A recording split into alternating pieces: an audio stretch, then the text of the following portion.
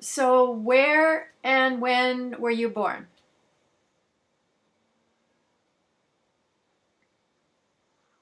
Thank you so much. I was born in Abuja, Nigeria. When? Month and year. That is 25 years ago. Uh, 25 years ago, 1994. and what month? What month were you Hello? born? What month were you born in? September 30th. Ah, so September 30th, 1994. so you're a Virgo, and I'm asking because I wonder if you identify with Virgo traits of being sensitive, caring, detail oriented, um, likes to communicate with people. Do any of those Virgo characteristics apply to you? Why to, you said what? Come Um, again. um, Virgo people who are born in September, like you, tend to be caring, have a big heart, like to talk with people, sensitive, detail oriented. Do you identify with any of that that describes who you are? Yeah, I do. Yeah, very much. I'm this kind of person that likes being inquisitive a lot about things that matters, and at the same time, to show care on issues that matter. And that's why I'm part of the climate justice movement. Also, I care about the environment. I care about the people. I care about the future generation and the present generation. And that's it's suited. Right. What other words describe you? I'd like people to have a sense of who you are as a person as well as an activist. Maybe three words that describe who you are. An eco-feminist. Okay, great. What else? Two more words. Agricultural economist, climate justice activist. Okay. Do you have brothers and sisters?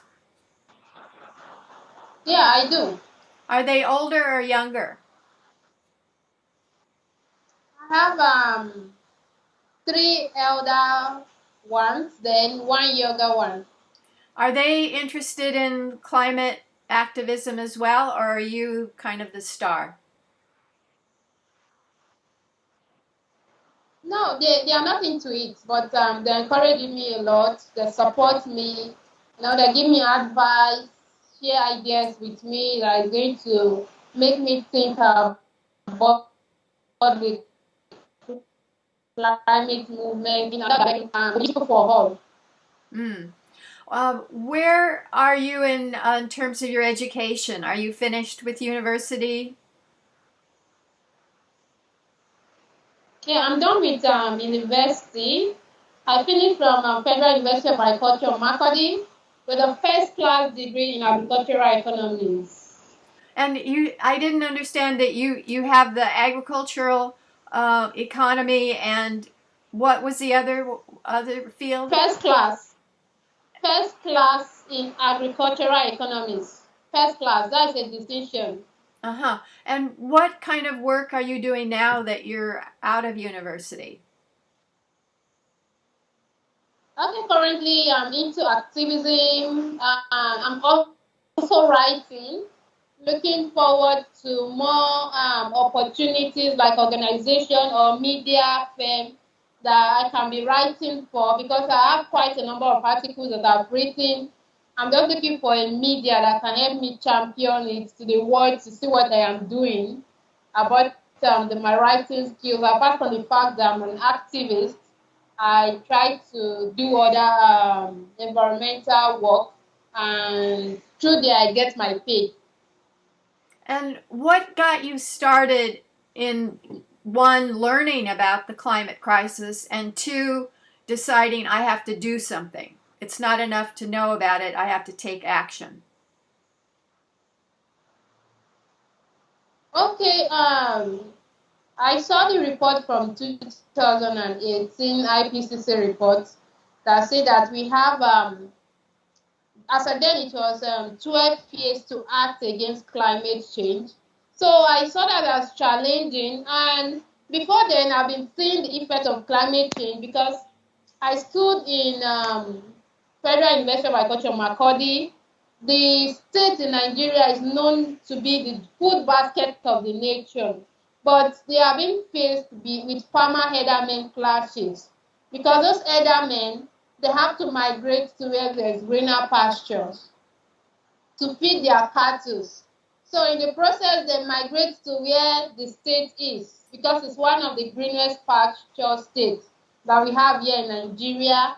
And as a result, it always leads to clashes because those herdsmen will intrude into the farmer's land unknowingly, or it can be knowingly, and the next thing to lead to loss of lives and livelihood. So this thing used to cause a whole lot of issues concerning food security because it will affect those farmers. They can't go to their farm because they can be kidnapped, they can be beheaded, they can be assaulted, all of those things. So they are careful when going to their farm, so they can't check their harvest. So also I did a farm practice from my year 5 to year 1, and from year 1 to year 5, and I saw the impact of the climate crisis on our crop production because sometimes we really don't get much from the field work we go to.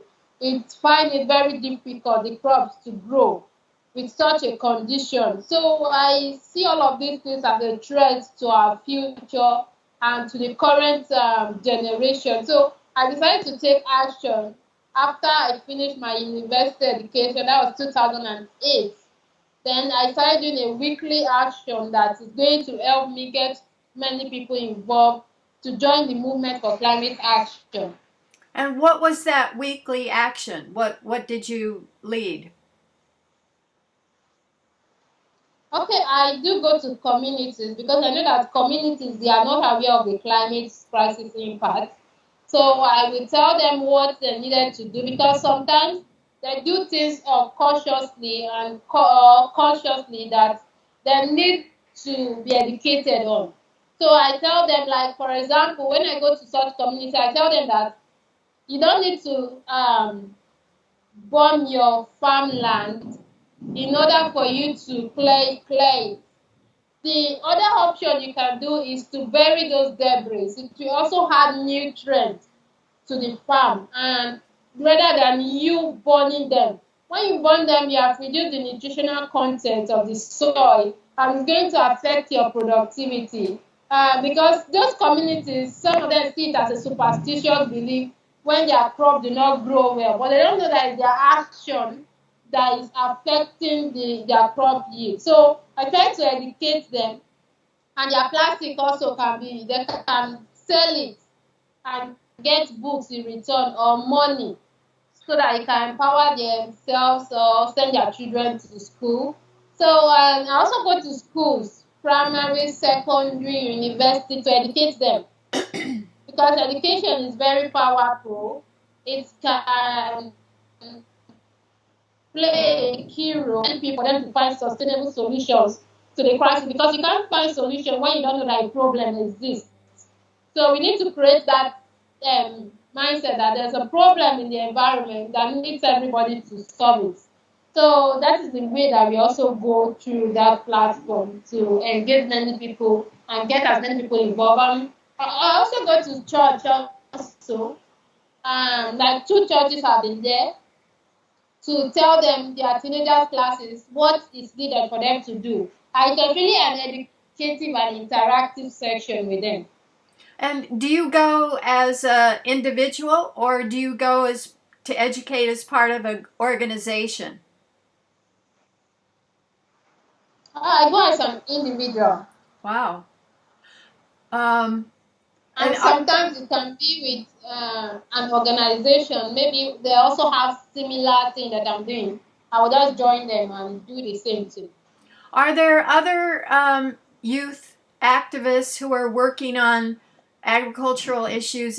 Is there any kind of organization that's youth led that you can work with? You said? Are there other are there or it's much easier to make change if you work with a group. It's hard to make change as an individual. So I'm wondering if there are organizations that you can work with.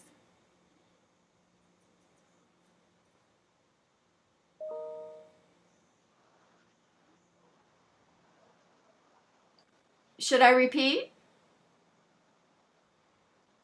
Okay. So my question is, are there organizations that involve youth and agriculture that you can work with? It seems very difficult to work on your own. Yeah, sure. We am also working with some organizations too that are doing the same thing. Like I said, that I also do that to get people involved, and organizations that I also see that they are doing the same. I also follow them for such kind of an action, because people say it's not easy to work alone. It depends on the way you are doing your activism. Like going to church now or to a social gathering, you are meeting quite a large number of people. You're not just meeting one, two, or three people. You are meeting like 500 people, 100 people. You know, it's a lot. When you go there, you educate them on all of these things. Then is an individual action. It seems like when you switch off a light, when you decide to be a vegan, when you decide on what you want to do personally. I see. That And night. what I see individual action to be. It's breaking up. Me, Um, could sorry. you could you say a word about green agriculture, because it seems the movement to have GMO seeds and pesticides and like Roundup, that was told people you'll have much more crop yield, but they didn't talk about the problems from the so-called green revolution in agriculture. Again, sorry. Um, the green revolution was taught to people in the global south. If you use GMO seeds, if you use Roundup and other pesticides, you'll get more crop yield. But they didn't say you'll have to buy seeds, new seeds every year. There's side effects of Roundup. So I'm wondering if part of your education is to tell people that organic ways are in fact better.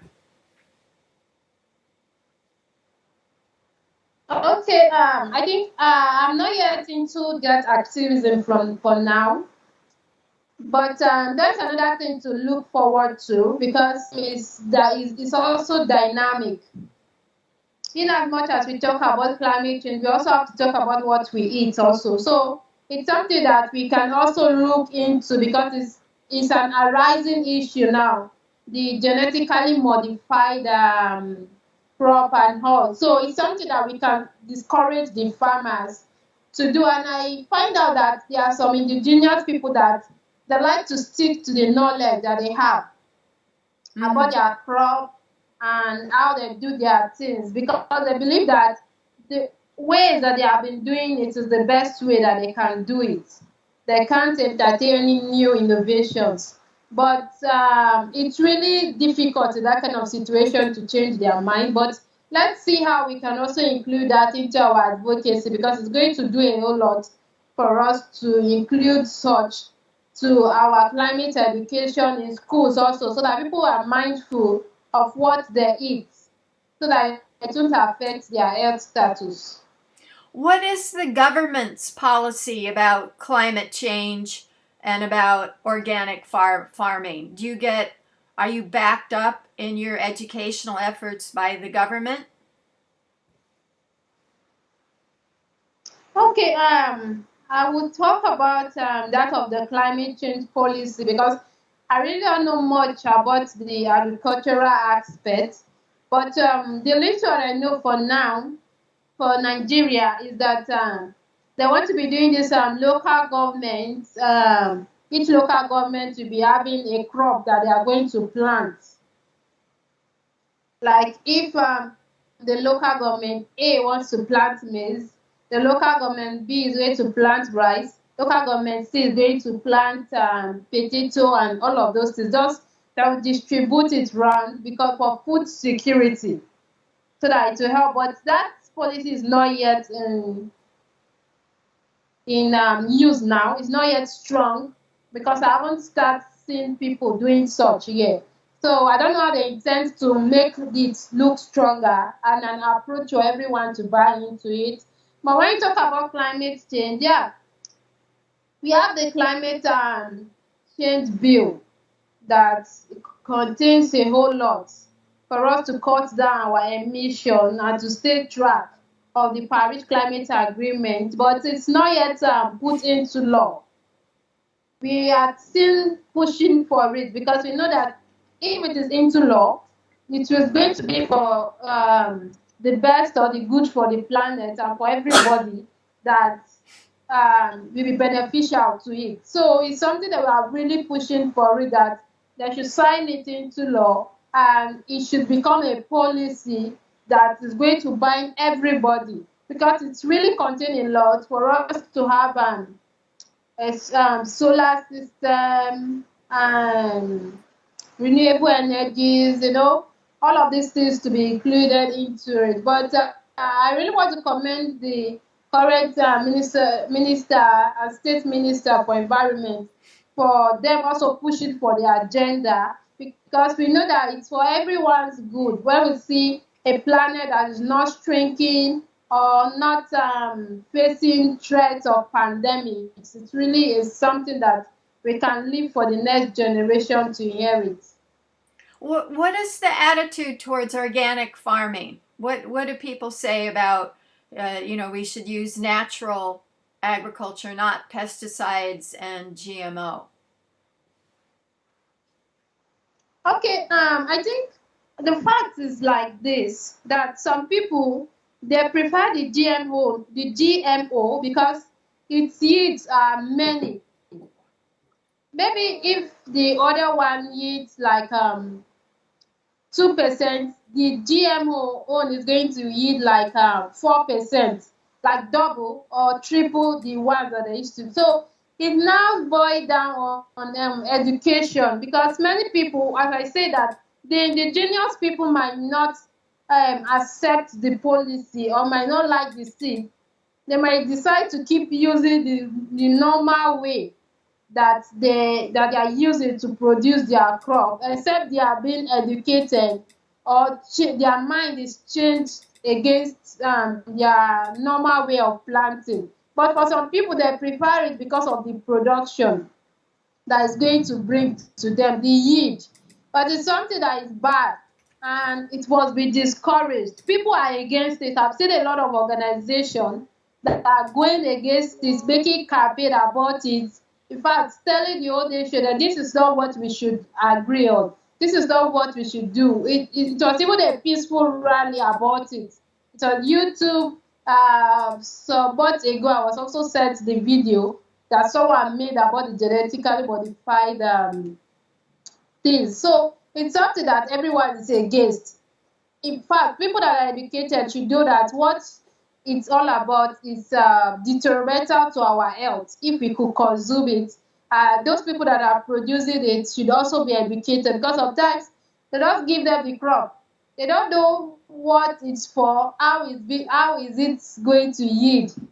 They are just being given, and that is why the role of extension services is needed at this critical time that we are into. That should be able to educate these farmers that this crop or this is not the best thing, or this seed is not the best.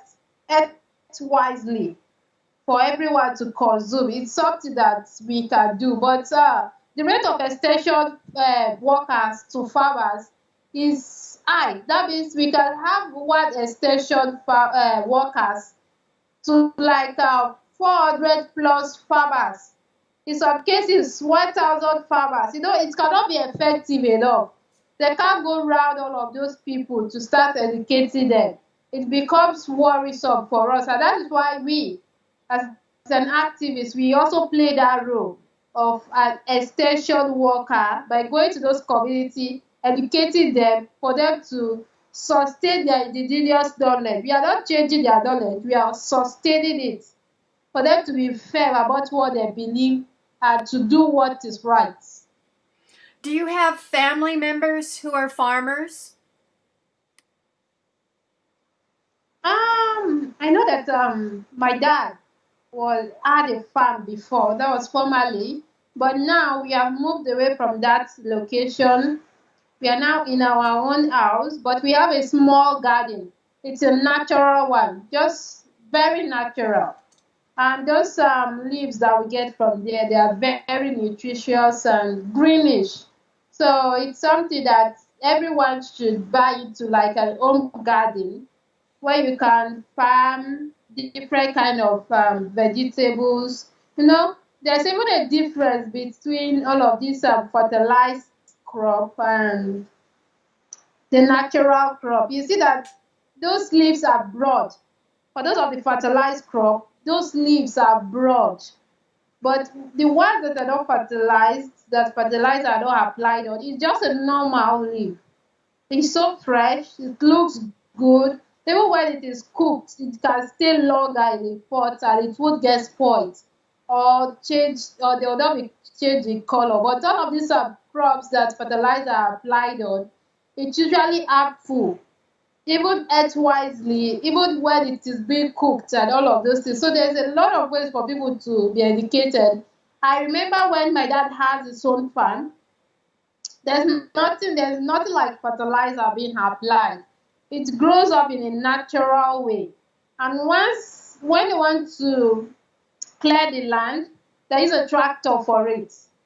They don't use bush for it. So those tractor buries the debris and it comes out fertile again when we want to plant. So it's something that we plant maize, beans, groundnuts. Those are the major crops that we used to plant in the farm then. Are you a vegan? Do you advocate being a vegan or a vegetarian? I think a vegetarian, yes, because I love vegetable a lot. When I'm eating any of this food, I love vegetable. Let me just eat in my food. It's enough for me because it's a substitute to maybe meat, fish, or all. Fish is optional for me when I say vegetable. That is well cooked and all. It's okay. What percentage, roughly, of climate activists that you know are young women like you, and what percentage are young men? You say? What of the climate activists that you know, roughly what percentage are women like you, and what percentage are men, young men? What? Sorry, please. I really don't get it. Okay, of the climate activists that you work with and you know, what are they, mostly young women or mostly young men or even young women and men? Okay, I work with both people, but let me say, most of the activists I work with more is they are women. Why It's do you not like maybe because they are women, they are girls, they are ladies. Some are younger than me. Some are older than me, but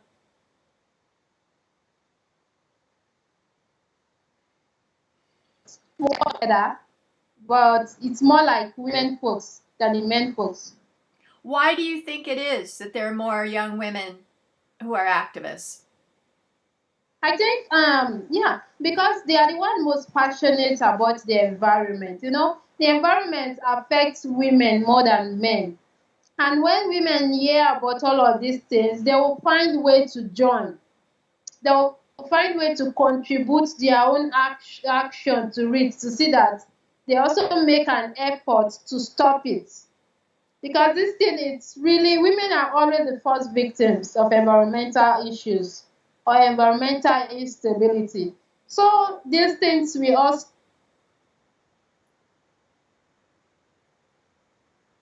make fellow women or girls being abused sexually or kidnapped or deprived of their education. So there wants to be a voice for them. They want to stand for them. So that's why you see most of the activists, they are women or ladies joining. What organizations internationally do you learn from? Like on social media, which organizations that are involved in climate activists do you like? Okay, international. Yeah, what organization? 350. 350.org. Yeah, Greenpeace. I know they usually support my action over here. Like the 350 usually have a youth takeover for us to use their platform and also support us also.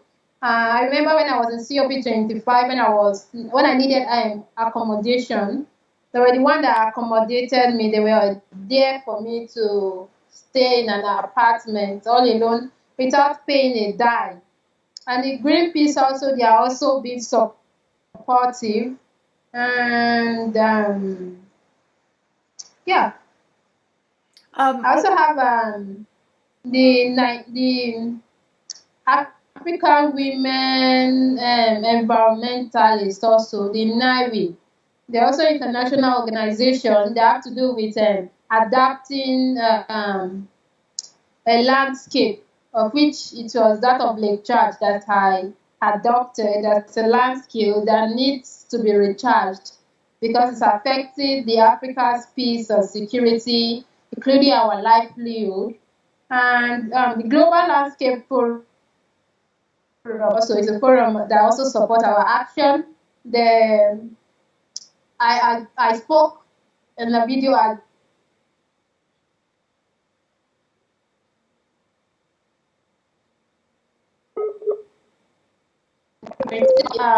Elevate.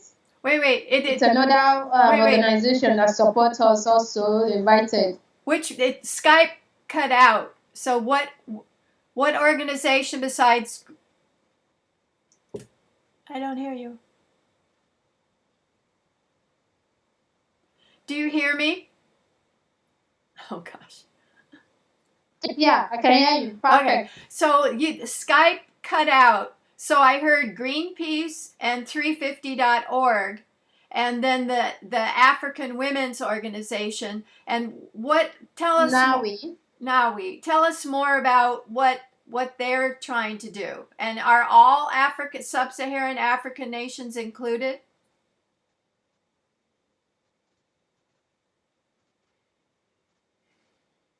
Come on, Skype.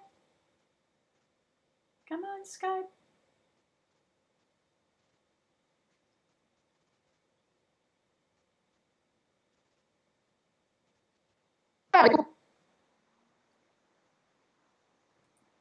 I don't hear you. Hello? Okay, it cut out. Can you hear me? Now I can. So start over again with NAWI, please. Okay, the NAWI contains some UN bodies or organs that support this adopted landscape. For me, it is the Lake Chad landscape that I adopted because it's what I've been fighting for it to be recharged, because the shrinking is affecting Africa's peace and security, including our livelihood, and there is need for something to be done urgently so that it won't become a war zone as some hotspots in the world are being seen. And we also have the Global Landscape that recently invited me for a video address at the Global Lands 2020.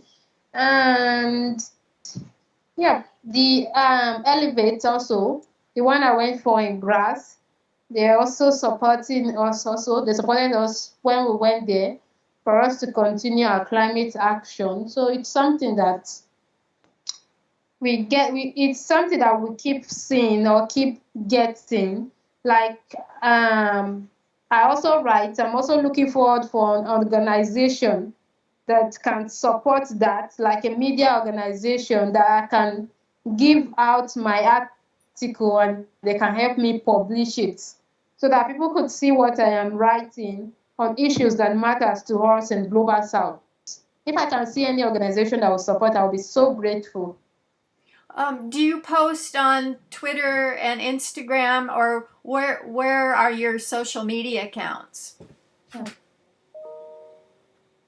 Yeah, I post on Twitter, Instagram also.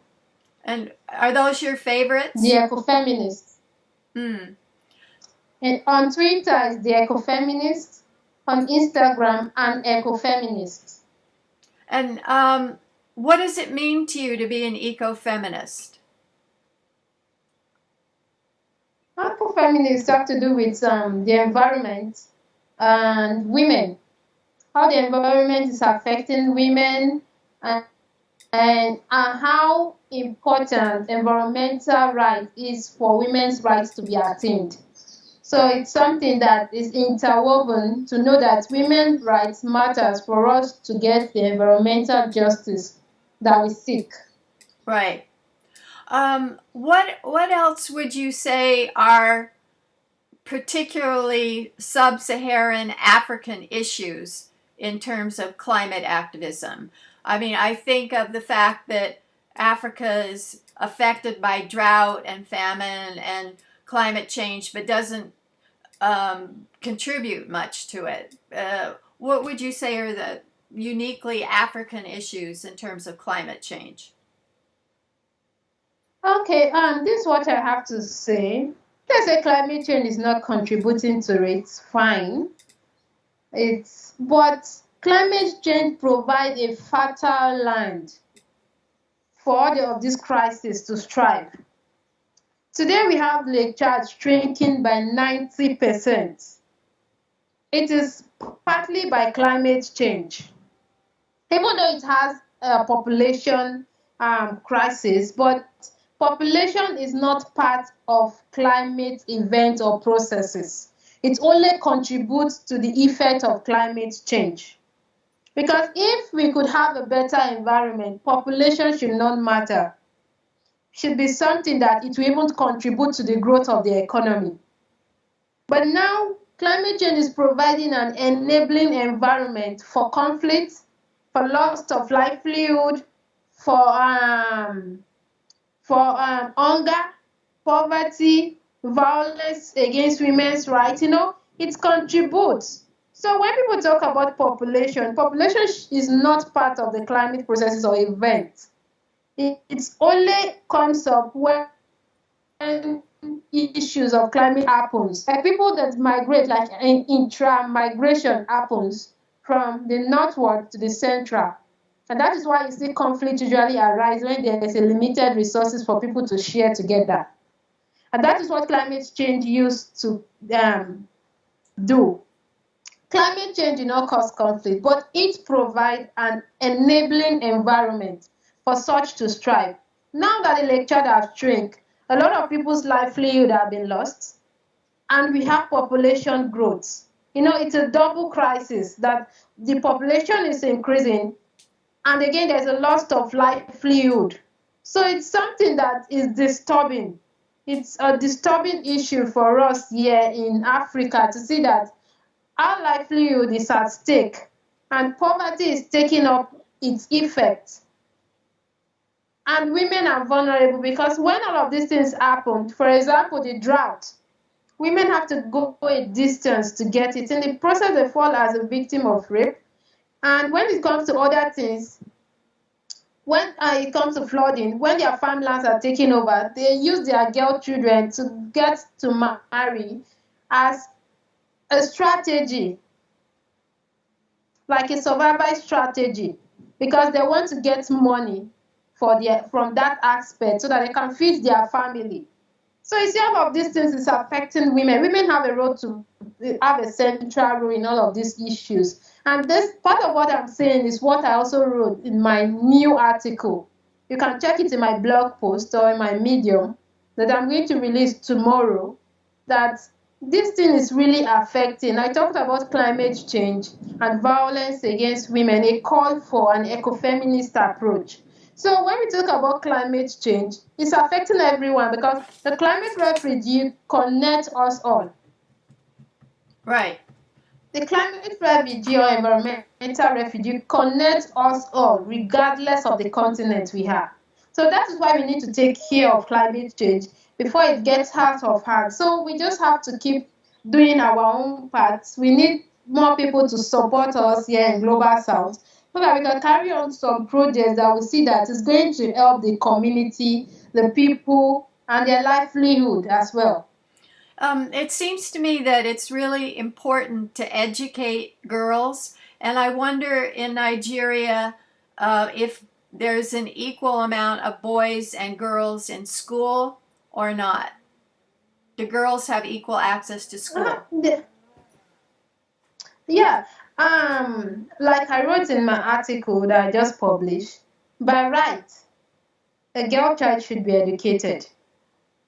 They should go to school. But when climate issue comes into place, they are the one that's going to drop out of school to become hawkers. If they don't drop out of school, they get them married early because the family are poor and they need money to sustain the rest. It's just like a survival strategy or tactics. So these people fall as victims for them to be left out in their education. And it also happened that even some that try to go to school, in the process they are kidnapped. Like what happened in Borno state of Nigeria, how I've been saying that there's an impact of climate change on women. These girls went to school, but yet they were kidnapped from their school, some of these girls. Up to now, we have not gotten all of them back because closer to this place where this issue happened is the shrinking Lake Chad that is making our border prone and making youths that are jobless or they have lost their livelihood to be recruited to such armed group. Then they take up arms against their government. So you see, all of these things happen, and women are placed in the center directly or indirectly. Why do you think it is that young people today in your generation Z are uniquely outspoken and activists? Do you think it's because they have access to social media, or is it something about your generation that they can start at 11, 9, speaking out and organizing? Yeah, I think part of having access to social media is something. Because if these girls could have access to social media, definitely they'll have their own contribution to do. And education also play a role. When you're educated, you will know what to do. You will know the medium for you to join and add your own voice. That, okay, I want to be part of the change makers. I want to make my voice to be heard. I want to change things about my generation. I want to be part of the solution and not the problem. So it's something that everyone should do. If you're in social media, you should join, regardless of where you are from, your color, your religion. When you were in university, about what percentage of the students were female? Were there equal numbers of young women and young men in your university? I think it's more like men. Yeah, it's more like men. Like in my own class, there are more male than female. In fact, a lady the other time was sharing it in the engineering department. He said there were just only 3 girls among many male. You see, so it's telling. The impact of climate change is telling on the education because most of these people could not afford the school. So they drop out, either they go learn a trade or they are giving out for marriage early. One of these things will happen. What's the impact? Nigeria is like half Muslim, half Christian. Tribal alliances are still powerful. What's the impact of religion and tribal background on making change? I think when you talk about religion, tribe, it depends on the religion and it depends on the tribe. So it might be that in some religion, I don't know, they might say, okay, their girl children don't go to school, or it might just be a personal thing or a family thing that, okay, our girls doesn't go to school, so you too, you won't go to school, it might be a personal thing. But I don't think any religion should discourage girls from going to school. They should rather encourage girls. What about tribal influences? What are the influence of your tribal background? Are some tribes have more influence and some have less? And do you know by someone's last name what their tribal background is? It depends on, to me, it depends on, it's personal now. When you talk about group, like me, I'm a Yoruba, and my own culture will not discourage a girl child from going to school. No, and I don't think any culture here in Nigeria should discourage. But if there is any, then it should be reformed. Because now, as of then, I will just talk about the olden days, that it was olden days that I know that they don't value girl education because they feel that they will go to their husband's house, they won't contribute anything to the family because they'll be married out. It's only the guy that will be in the house because it's going to take the guy is gone. No, but the culture has changed now. Civilization have come. When they see one or two girls graduating and they became somebody in the society, they could take care of their parents, care of their relatives. So the narrative have changed. So every culture now should not have that perception that that a girl child should not go to school. Every culture should accept that everybody should be educated equally. Earlier activist groups were often influenced by books like Rachel Carson's The Silent Spring or the women's movement, The Feminine Mystique. I wonder if there are books that have been shaped your thinking or if you mostly get information from social media. Okay. To me, I dwell more on reading articles or let me say reports from organizations concerning the state of our environment, and through that platform, I learn more about what is happening in our environment, what concerning my activism and all. And through social media, I see a lot of people that motivate me to keep on going, you know. Then I see that, okay, this is a way I can also do, get motivated by all of those things. It's not that I don't read article, books or something, but my activity dwell more on reading articles than books. Was Greta Thunberg one of the social media people that inspired you or not? Yeah, she inspired many people and me also, because you are not too small to make a difference. In one way or the other, we have a way we inspire people to take action. And you can see that generation also has started coming up. We can see more young people coming up every day to join the movement. So it's really inspiring. Yeah, do. Uh-huh.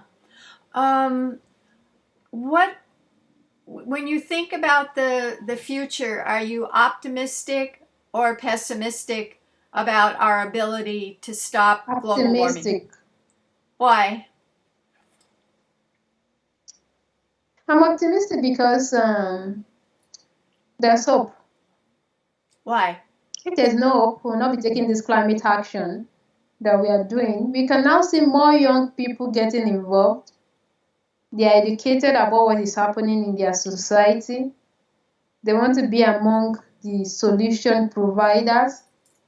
They are raising funds for them to tackle solutions, to tackle problems, to solve issues in their communities, to see how they can help their community grow regardless of whether they have government backup or not.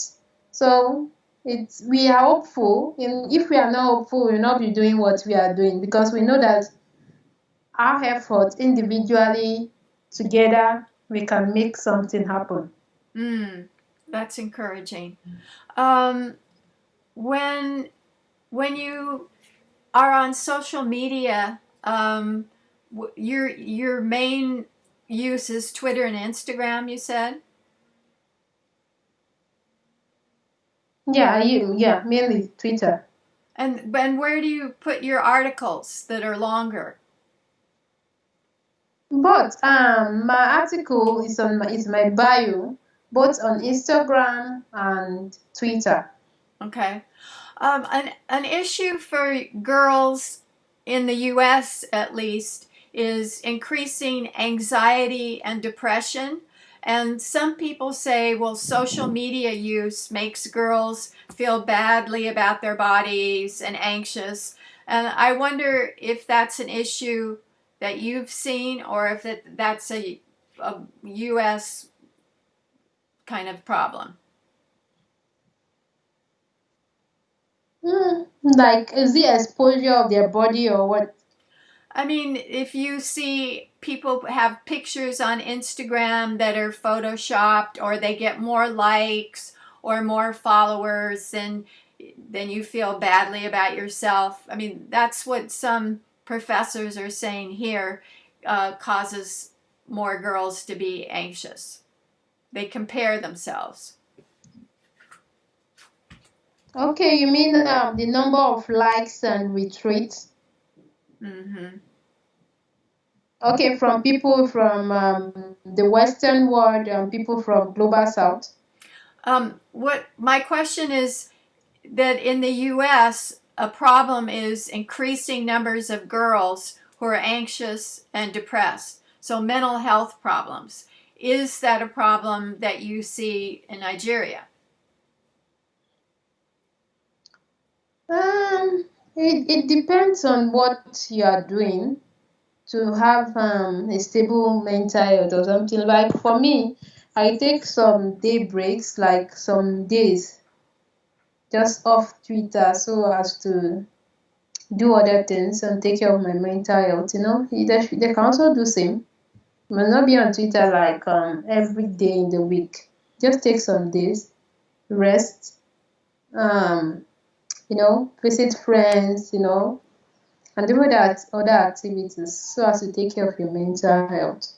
What do you do for fun? For Hmm? enjoyment? What do you do for enjoyment, for fun? Okay, I skip, and I play with my dog. Okay, I didn't hear the first two ones. That you play with your dog and what and what? Skip, gist. I don't know. I don't understand those words. Tell me different words. Skipping, skipping, Oh, you mean skipping. like running and jumping? Yeah. Skipping. Ah, running. Ah, okay. Are you a jogger? No, I'm not a jogger, but I use that means to jog. Mm-hmm. Um, let's see. Do you have anything else, any advice that you would give to someone who is younger than you and starting out being a climate activist? What advice would you give them? Okay, I will tell them to keep doing what they are doing, because in activism you can see so many discouragements coming up. I see so many people thinking maybe they are superior more than you, or their idea matters more than you, or maybe you are too small. But just keep doing what you are doing. Make sure you are doing it for the people and the planet, and you will see the result as it comes, because your community will benefit from it. The people that are doing it for it will also replicate such action, and you'll be proud of it. Wonderful. Thank you.